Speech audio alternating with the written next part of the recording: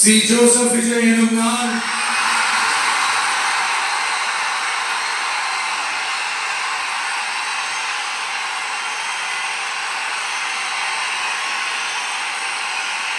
சட்டப்படி அமைக்கப்பெற்ற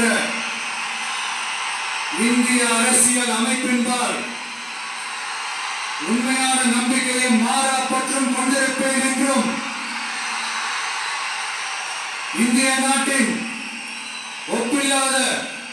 முழு முதல் ஆட்சியையும் ஒருமையையும் நிலை நிறுத்துவேன் என்றும் தமிழ்நாட்டு அரசின் முதலமைச்சராக உண்மையாகவும் முழச்சான்றின் படியும் என் கடமைகளை நிறைவேற்றுவேன் என்றும் அரசியல் அமைப்பிற்கும் சட்டத்திற்கும் இணங்க அச்சமும் ஒருதலை சார்பும் இன்றி